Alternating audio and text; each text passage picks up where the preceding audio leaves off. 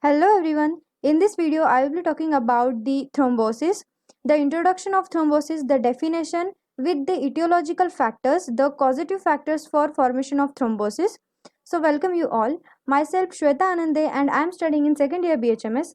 If you haven't subscribed to my channel, please do so and hit that like button. Also press that bell icon to get first notification of my videos for you. First of all, the thrombosis comes in hemodynamic disorder chapter, the chapter in general pathology, holding very much importance in academics as well as clinical knowledge. So the thrombosis is basically circulatory disturbance of obstructive nature, that is there is disturbance in normal flow of blood, and nature of disturbance, that is how it disturbing the normal flow is by obstructing. The word meaning obstructing is stop or to resist. So the thrombosis is circulatory disturbance of obstructive nature. So now we will see the definition of thrombosis. It is the process of formation of solid mass in circulation from the constituents of the flowing blood, and the mass formed in the circulation is called as thrombus. In other words, hemostatic plug at the cut end of the blood vessel may be considered as the simple form of thrombosis, as it forms from the constituents of flowing blood, but hemostatic plugs are useful as they stop the escape of blood and plasma, whereas thrombi developing in the unruptured cardiovascular system may be life threatening by causing harmful effects. So, the difference between hemostatic plug and thrombi is hemostatic plug develops in cut ends of vessels, which is helpful for preventing blood loss, but the thrombi which develops inside the blood vessel, which is life threatening and can cause harmful effects like ischemic injury and thromboembolism. Now, what is ischemic injury? The thrombi that is developed may decrease or stop the blood supply to the part or the organ or the tissue, which leads to less blood supply, that is less oxygen, and can cause ischemia, which may result in infarction. So this is about the ischemic injury. Now thromboembolism, the thrombus that is formed or its part may get dislodged and carried with the blood flow from its site of origin to the distal part as an embolus, and the embolus is nothing but the detached part of thrombus. Okay, so this is thromboembolism.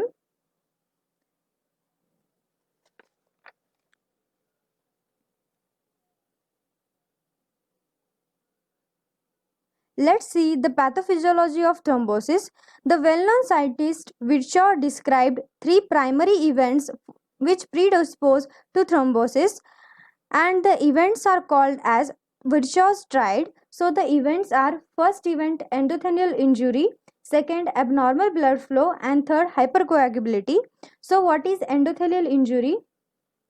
First, let's see what is the role of normal endothelium and what happens after the damage to endothelium. So, the role of normal endothelium is it secretes the heparin like substance which is required for maintaining the normal blood flow. Now, then it prevents platelet aggregation, that means no platelet aggregation, so no formation of thrombi. Release of tissue plasminogen accelerator. In short, the normal endothelium does everything to keep blood flow in normal consistency and to protect itself from injury. Now, if the damage occurs by any means, then how endothelium will react?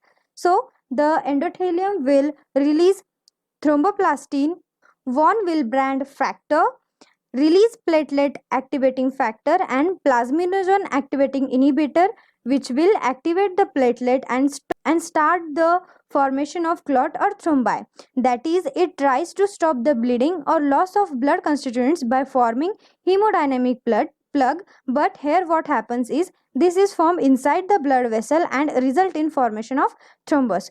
Now the devil in this case who is causing all this is the injury. So let's see the factors responsible for injury to endothelium. So the first one is myocardial infarction or myocarditis, then atherosclerosis, hypertension, the metabolic disorder like diabetic mellitus, severe burns, and the presence of foreign body, that is introduction of catheter inside the blood vessel during the certain surgical procedure may act as a foreign body which destroys the endothelium and result in thrombus formation. Then the trauma. The trauma of any kind destroys the endothelium like sutures and injections. Then inflammation. Inflammation of any kind of artery or vein may favor the thrombosis. When the inflammation occurs in vein, it is called as thrombophlebitis. Example, white leg is seen in purpular sepsis. So these are the factors which are responsible for endothelial injury. So this is all about your endothelial injury. Next is abnormal blood flow. First we will see for the normal blood flow, in which we have the middle stream, which consists of leukocytes and red cells, the central stream, which consists of mainly platelets, and the peripheral stream, which is slow moving, and the constituents of peripheral stream is cell free plasma. So this is the normal blood flow. And now what happens is, the force of fastest moving blood keeps the solid elements away from the vessel wall, but whenever there is retardation of blood flow, the platelets get adhered to the vessel wall, and this slow blood flow is unable to dislodge the adherent platelets, which cause sluggish blood flow.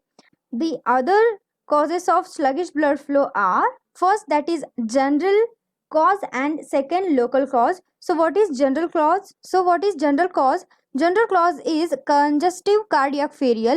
That is, in congestive cardiac failure, the cardiac output is decreased, and in turn causes decreased volume in veins, which ultimately causes sluggish blood flow.